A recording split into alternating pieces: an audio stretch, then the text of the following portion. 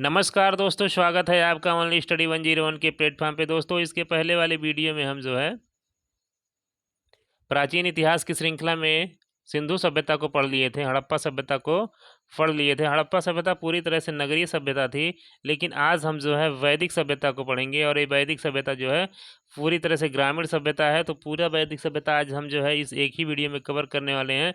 अगर आपने इस वीडियो को पूरा फॉलो कर लिया तो निश्चित रूप से आप जो है वैदिक सभ्यता से बनने वाले सवाल को कंपटीशन में आसानी से टेकल कर पाएंगे और यहाँ से सवाल स्किप नहीं होगा आपका। तो दोस्तों, अगर आप जो है चैनल पे नए हैं तो प्लीज़ चैनल को सब्सक्राइब जरूर करें। तो आइए देखते हैं वैदिक सभ्यता।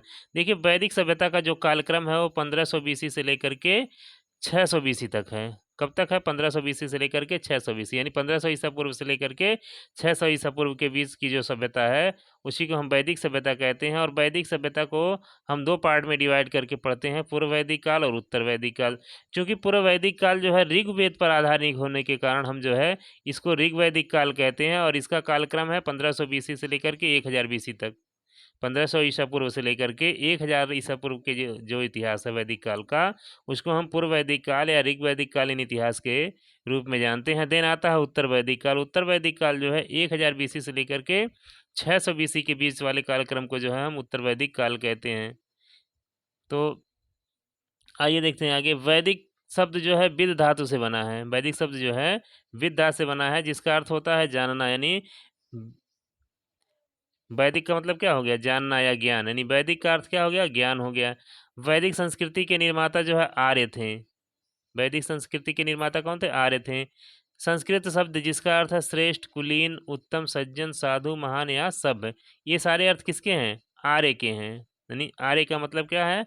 आर्य एक संस्कृत शब्द है और जिसका अर्थ होता है श्रेष्ठ, कुलीन, उत्तम, सज्जन, साधु, महान और सभ्य। आर्यों का मूल निवास स्थान तो मैक्स मुलर जो है मध्य एशिया को मानते हैं। डॉक्टर संपूर्णानंद जो है आल्पस पर्वत और यूरेशिया को मानते हैं। बाल गंगाधर तिलक जो है आर्कटिक यानी उत्तरी ध्रुव को मानते हैं। स्वामी दयानंद सरस्वती जो है तिब्बत को मानते हैं। अब देखिए, अ, वैदिक कालीन सभ्यता को जानने के लिए जो है जो जानकारी के स्रोत हैं वो कैसे हैं? तो इसको जानने के लिए जो है साहित्यिक और पुरातात्विक दोनों साक्ष्य उपलब्ध हैं। यानी लिटरेरी सोर्स और आर्कियोलॉजिकल सोर्स, दोनों सोर्स जो हैं अवेलेबल हैं। अब देखते हैं पुरातात्विक स्रोत क्या है इसका, फिर जो है लिटरेरी सोर्स पे आएंगे। पुरातात्विक सोर्स में देखेंगे बोगाज कोई अभिलेख जो है जो 1400 बीसी का है। आर्यों के सबसे प्राचीन अभिलेख एशिया माइनर यानी आधुनिक तुर्की के बोगाज कोई नामक स्थान से प्राप्त भितन्नी अभिलेख से इस बात की जानकारी मिलती है कि हिंती राजा सुबिलिम्बा व मितन्नी राजा मती अजा के मध्य हुई एक संधि के दौरान वैदिक देवताओं इंद्र, मित्र, वरुण व नाशत्य को साक्षी बनाया गया था। यानी इन दोनों राजाओं के बीच जब युद्ध हुआ उसके दौरान जो संधि हुई उसमें जो है वैदिक देवता इंद्र, मित्र, वरुण और नासत्य को जो है साक्षी बनाया गया था। नासत्य की पहचान अश्विन से की जाती है। पूर्व वैदिक काल जो है गैरिक मृदभांड पे आधारित है, जबकि उत्तर वैदिक काल जो है चित्रित धूसर मृदभांड जैसी संरचनाएं जो है मिलती हैं। अब देखते हैं साहित्यिक स्रोत। अभी हम जो है लिटरेरी सोर्स को जान रहे थे, अब जो है हम अभी हम जो है आर्कियोलॉजिकल सोर्स को पढ़ रहे थे, अब जो है हम लिटरेरी सोर्स को जानेंगे। तो साहित्यिक स्रोत देखते हैं ऋग्वेद। देखिए, इसमें सबसे पहले आता है ऋग्वेद और ऋग्वेद जो है सबसे प्राचीन वेद है। देखिए, सीधे सवाल यहाँ से बनता है कि सबसे प्राचीन वेद कौन सा है? तो ऋग्वेद है। ठीक है। ऋग्वेद के संकलनकर्ता कौन थे? तो कृष्णद्वैपायन और वेद व्यास। कौन थे? कृष्णद्वैपायन, वेद व्यास। ऋग्वेद में जो है 10 मंडल हैं, अष्टक 8 हैं, सूक्त जो है 1028 और मंत्र जो है 10,580 हैं। कितने मंडल हैं ऋग्वेद में? तो 10 मंडल, अष्टक 8 हैं, सूक्त जो है 1028 और मंत्र जो है 10,580 हैं। प्रथम एवं 10वां मंडल सबसे नवीन है, जिसमें से जो है जो 10 मंडल है उसमें प्रथम और 10वां मंडल जो है सबसे नवीन मंडल है। अब देखते हैं इसकी मुख्य बातें। तृतीय मंडल जिसमें जो है गायत्री मंत्र का उल्लेख है और गायत्री मंत्र के रचयिता जो है विश्वामित्र हैं। कौन है गायत्री मंत्र के रचयिता? विश्वामित्र हैं। और गायत्री मंत्र जो है सूर्य को समर्पित है। किसको समर्पित है? सूर्य को। सातवां मंडल जो है 10 राग युद्ध का जिसमें वर्णन है और ये जो है राजा सुदास व 10 राजाओं के मध्य युद्ध लड़ा गया था। 10 राजाओं का एक संघ था जिसमें 5 आर्य थे और 5 अनार्य थे और इसको जो है परुषणी यानी रावी नदी के तट पर लड़ा गया था। इसका उल्लेख है किसमें? 7वें मंडल में 10 राग युद्ध का। देन है नवा मंडल। नवा मंडल जो है सोम देवता को समर्पित है। किसको समर्पित है? सोम देवता को। 10वां मंडल जो कि सबसे नवीन मंडल है, इसमें 3 सूक्त हैं, पुरुष सूक्त, नदी सूक्त और विवाह सूक्त। और ये जो पुरुष सूक्त है, इसी में वर्ण व्यवस्था का सर्वप्रथम उल्लेख किया गया है, जिसमें जो है गौर वर्ण और श्याम वर्ण, यानी गौर वर्ण मतलब आर्य और श्याम वर्ण गैर आर्य, इनका उल्लेख जो है कहाँ पे है? पुरुष सूक्त में और 10वें मंडल में, जिसमें ये बताया गया है कि एक विराट पुरुष से 4 वर्ण की उत्पत्ति हुई। 4 वर्ण कौन? ब्राह्मण, क्षत्रिय, वैश्य और शूद्र की। इसी में जो है देन अब इसके बाद हम पढ़ते हैं सामवेद को। तो सामवेद में 1549 मंत्र हैं। कितने मंत्र हैं? 1549 मंत्र हैं, जिसमें 75 मूल मंत्र हैं और शेष 1474 मंत्र जो है ऋग्वेद से लिए गए हैं। यानी सामवेद में कुल 1549 मंत्र, 75 मूल मंत्र और शेष 1474 मंत्र कहाँ से लिए गए हैं? ऋग्वेद से लिए गए हैं। आइए आगे देखते हैं। सामवेद पूरी तरह से ऋग्वेद पर आधारित है। किस पे आधारित है? ऋग्वेद पर आधारित है। साम का अर्थ होता है संगीत। वर्तमान भारतीय शास्त्रीय संगीत का मूल ग्रंथ इसी सामवेद को माना जाता है। सामवेद का पुरोहित उद्गाता कहलाता है। इसका जो पुरोहित होता है वो कौन कहलाता है? उद्गाता कहलाता है। सामवेद के भाग यानी सामवेद जो है 3 भागों में विभाजित है। कौमुथ, राणायनी और जैमिनी। जैमिनी ने सामवेद को संकलित किया था। किसने सामवेद को संकलित किया था? तो जैमिनी ने। शुकर्मा ने अपना योगदान दिया था इसके संकलन में। देन है जो है अब हम अजुर्वेद को जानेंगे। तो अजुर्वेद में कुल 40 अध्याय हैं और 1990 मंत्र हैं। अजुर्वेद में कितने अध्याय? 40 अध्याय और 1990 मंत्र हैं इसमें। शुक्ल यजुर्वेद जिसमें काष्ठ और मध्य दिन का वर्णन है, और कृष्ण यजुर्वेद यह गद्य में है। किसमें है? गद्य में है। और जो शुक्ल यजुर्वेद है यह पद्य में है। इसमें वाजस्नेयी संहिता, इसे जो है शुक्ल यजुर्वेद को ही वाजस्नेयी संहिता कहा जाता है। क्या कहा जाता है? वाजस्नेयी संहिता। यजुर्वेद यजुस शब्द से निकला है, जिसका तात्पर्य होता है यज्ञ, अर्थात यज्ञ संबंधी ज्ञान हमें जिस वेद से प्राप्त होता है वह यजुर्वेद कहलाता है। अर्थात कर्म कांड, याज्ञिक अनुष्ठान, बलिदान प्रथा का उल्लेख जो है कहाँ पे है? तो यजुर्वेद में है। यजुर्वेद का पुरोहित अध्वर्यु या अध्वर्यु कहलाता है। क्या कहलाता है? अध्वर्यु। अथर्ववेद ये जो है 2 भाग में बटा है, शौनक और पिपलाद। अथर्ववेद कितने भागों में विभाजित है? तो 2 भाग में, शौनक और पिपलाद। और इसके संकलनकर्ता जो है अथर्वा ऋषि। कौन है? अथर्वा ऋषि और अंगिरस महोदय हैं। कौन कौन है? अथर्वा ऋषि और अंगिरस, इसलिए इसे अथर्वा अंगिरस कहा जाता है। देखिए इसके संकलनकर्ता अथर्वा और अंगिरस होने के कारण इसको क्या कहा जाता है? अथर्वा अंगिरस कहा जाता है। इसमें 20 अध्याय, 731 सूक्त और 5987 मंत्र हैं। इसमें 200 ऋग्वेद से लिए गए मंत्र हैं। कहाँ से लिए गए हैं? ऋग्वेद से। विषय इसमें इस ऋग्वेद सॉरी अथर्ववेद में है क्या? कौन सा विषय है? तो जादू टोना, भूत पिचास, वशीगण, औषधियाँ, कृषि को कीटों व मौसम से बचाने के लिए मंत्र का उल्लेख है। किसमें? तो अथर्ववेद में। सर्वाधिक लोकप्रिय वेद अथर्ववेद है। इसे श्रेष्ठ वेद के रूप में भी जाना जाता है। ब्रह्मवेद भी इसी को कहा जाता है, यानी अथर्ववेद को क्या कहा जाता है? ब्रह्मवेद। अथर्ववेद के पुरोहित ब्राह्मण या ब्रह्मा या ब्राह्मण हैं। अथर्ववेद के पुरोहित कौन है? ब्राह्मण, ब्रह्मा या ब्राह्मण हैं। अथर्ववेद के उपनिषद मुंडक उपनिषद से भारत का आदर्श राष्ट्रीय वाक्य सत्यमेव जयते लिया गया है। ठीक है, तो मुंडक उपनिषद से जो है, इसके उपनिषद जो है मुंडक उपनिषद से जो है सत्यमेव जयते लिया गया है। तो सत्यमेव जयते किससे लिया गया है? मुंडकोपनिषद से। अब देखते हैं पूर्व वैदिक काल, प्री वैदिक पीरियड। राजनीतिक जीवन, राजनीतिक कालीन जीवन कैसा था देखते हैं। तो कबीलाई जीवन, इनका जीवन कैसा था? कबीलाई, जिसको जन कहा जाता था। देन राजन, राजन कौन होता था? राजा। सीमित, कबीले के संरक्षक का सीमित अधिकार, यानी ये कबीले का संरक्षक होता था और इसके अधिकार सीमित होते थे। राजा की सहायता के लिए समिति, सभा, विधव और गण होती थी। किसकी सहायता के लिए? राजा की सहायता के लिए समिति, सभा, विधव और गण होती थी। समिति आम सभा होती थी, सभा कुलीनों की संस्था होती थी। यानी समिति किसकी होती थी? आम व्यक्तियों की होती थी। और सभा किसकी होती थी? कुलोने की संख्या, सारी कुलीनों की संस्था होती थी। विधव उपज, लूट या बंटवारा, विधव किसको कहते थे? उपज, लूट या बंटवारा को विधव कहते थे। गण, कुलीनों की सभा को गण कहते थे। कुलीनों की सभा को क्या कहते थे? गण कहते थे। और कुलीनों की संस्था को क्या कहते थे? सभा कहते थे। अधिकारी रत्निन कहलाते थे। अधिकारी क्या कहलाते थे? रत्निन। पुरोहित, सेनापति, पूरा स्पर्श, गुप्तचर। सेना नियमित नहीं, बलि स्वेच्छा से दिया गया कर, स्वेच्छा से जो कर दिया जाता था उसको क्या कहा जाता था, बलि। न्याय का उल्लेख नहीं है, यानी इस वेद में न्याय का उल्लेख नहीं है। सामाजिक जीवन ऋग्वैदिक कालीन, समाज समतावादी था। ऋग्वेद में जो है जो बताया गया है कि समाज कैसा था, तो समतावादी था। वर्ण व्यवस्था कर्म आधारित, 9वें मंडल में जिसका उल्लेख किया गया वो कैसा था, कर्म आधारित था। 10वें मंडल में पुरुष सूक्त में वर्ण व्यवस्था की उत्पत्ति का वर्णन है। दास प्रथा का प्रचलन था। समाज की सबसे छोटी इकाई परिवार या कुल थी। प्रीत सत्तात्मक संयुक्त परिवार होता था। स्त्री को उपनयन संस्कार एवं शिक्षा का अधिकार था। पुनर्विवाह नियोग प्रथा भी प्रचलित, बाल विवाह नहीं, दहेज प्रथा नहीं। अपाला घोषाल मुद्रा, ये जो है उस समय की महिला विद्वान है, जिससे ये पता चलता है कि उस समय महिलाएं जो है शिक्षा ग्रहण कर सकती थी। भोजन शाकाहारी व मांसाहारी दोनों लेते थे। मनोरंजन पासा व नृत्य के रूप में जो होता था। आर्थिक जीवन इनका कहता था, तो आर्थिक जीवन जो है ऋग्वैदिक कालीन। अर्थव्यवस्था का मुख्य आधार पशुपालन था। गाय अघन्या जिसको कहा जाता था का सर्वाधिक महत्व 176 बार उल्लेख। गाय अघन्या, अघन्या का अर्थ होता है जो मारने योग्य न हो। घोड़े का प्रयोग रथ में होता था।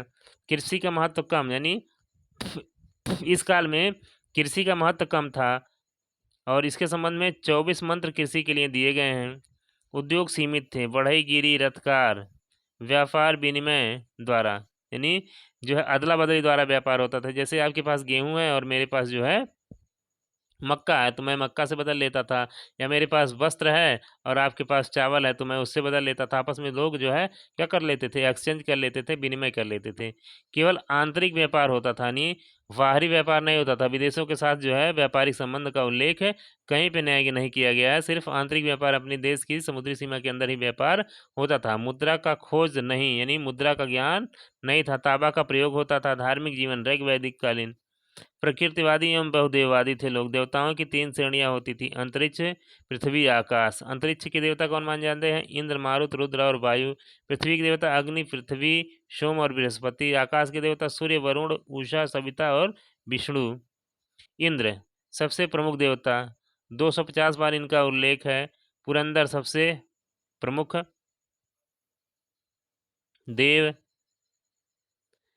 अग्नि मध्यस्थ देवता, 200 बार इसका उल्लेख है। यानी इंद्र का जो है सबसे ज़्यादा जो है 250 बार उल्लेख हुआ है और इन्हीं को पुरंदर भी कहा जाता था और ये सबसे प्रमुख देवता हुआ करते थे।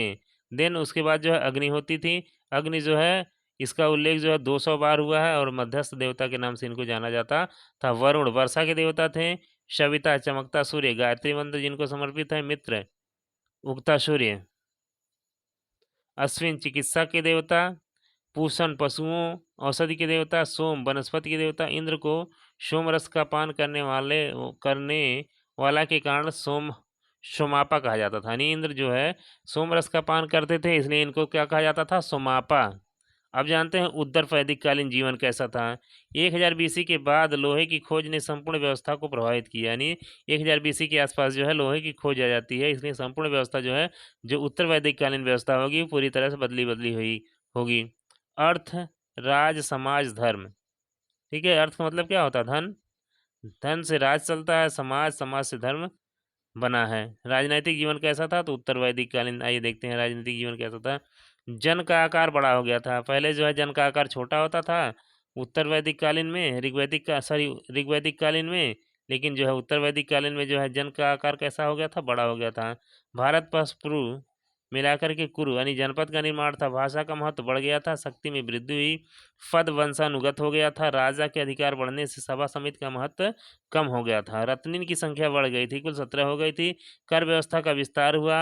अब स्वेच्छा से कर की जगह नियमित कर लिया जाता था। सेना और न्याय अभी पूर्णतः अस्थायी नहीं था। सामाजिक जीवन कैसा था उत्तर वैदिक कालीन, तो परिवार, ग्राम, विश्व और जन में विभाजित था।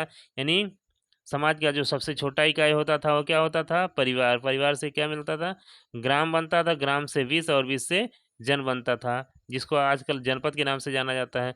अब वर्ण जन्म आधारित यानी ऋग्वैदिक कालीन व्यवस्था में जो है वर्ण कर्म आधारित था। लेकिन जो है उत्तर वैदिक काल आते आते जो है वर्ण व्यवस्था कैसी हो जाती है, जन्म आधारित हो जाती है। ब्राह्मण, क्षत्रिय, वैश्य और शूद्र, ये 4 वर्ण प्रचलन में आ जाते हैं। गोत्र, गोधन एकत्र होना। गोत्र का क्या अर्थ है, गोधन एकत्र होना। आश्रम व्यवस्था की शुरुआत, कितने आश्रम थे? 4 आश्रम थे। कौन कौन सा? ब्रह्मचर्य, 0 से 25 साल की जो अवस्था होती थी उसको क्या कहा जाता था? ब्रह्मचर्य। और इसमें लोग जो है शिक्षा अध्ययन करने का काम करते थे ब्रह्मचर्य रह के। देन है जो गृहस्थ जीवन का प्रारंभ होता था, 25 से 50 वर्ष जो है गृहस्थ जीवन जीते थे लोग। देन है वानप्रस्थ, 50 से 75 वर्ष, और संन्यास 75 से 100 वर्ष। गृहस्थ आश्रम को श्रेष्ठ माना गया है। सबसे श्रेष्ठ आश्रम कौन सा है? गृहस्थ आश्रम।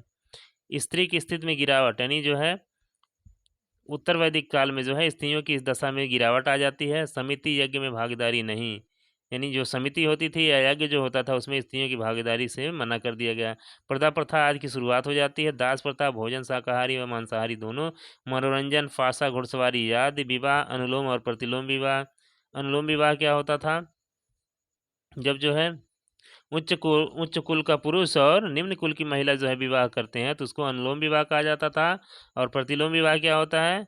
जब जो है उच्च कुल की महिला और निम्न कुल का पुरुष का विवाह हो जाता था तो उसको जो है प्रतिलोम विवाह कहा जाता था। मैत्रेयी, गार्गी, कात्यायनी इस काल की विदुषी महिलाएं हैं, यानी विद्वान महिलाएं हैं ये सब। मैत्रेयी, गार्गी, कात्यायनी। उत्तर वैदिक कालीन आर्थिक जीवन देखते हैं। प्रमुख व्यवसाय कृषि था। लोहे की खोज के कारण काठक संहिता में 24 बैलों वाले हल का वर्णन है। दूसरा प्रमुख व्यवसाय पशुपालन था।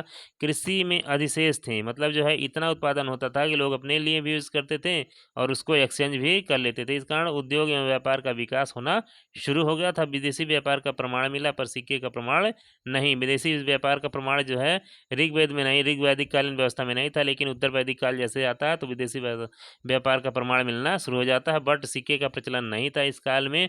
आर्थिक प्रगति से नगरीकरण प्रारंभ हुआ। देखिए ये ग्रामीण सभ्यता होते होते जो है जैसे ही ऋग्वैदिक कालीन व्यवस्था समाप्त होती है तो उत्तर वैदिक काल आते आते जो है नगरीकरण भी प्रारंभ हो जाता है।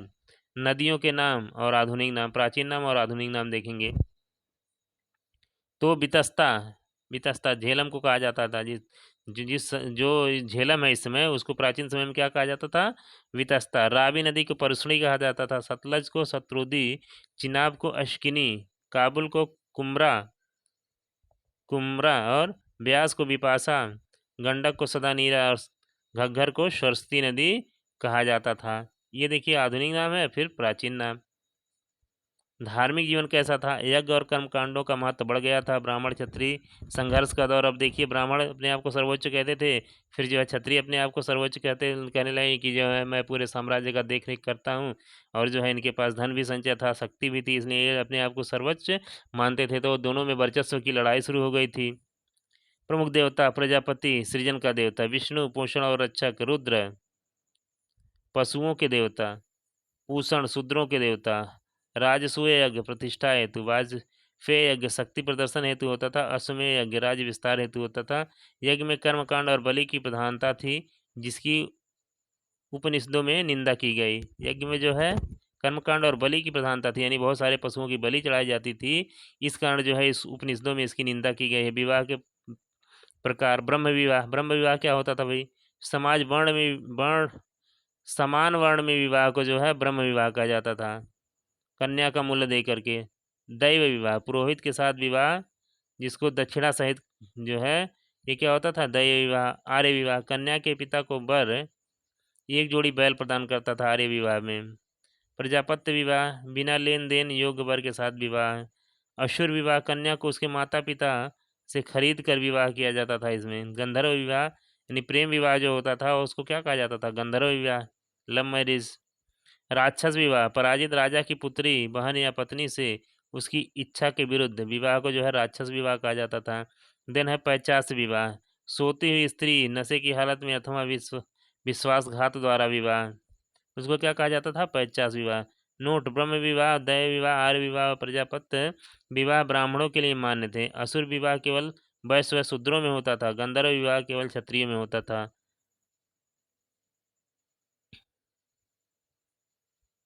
इस तरह से जो है ये जो है ऋग वैदिक कालीन व्यवस्था को हमने पूरा देख लिया है।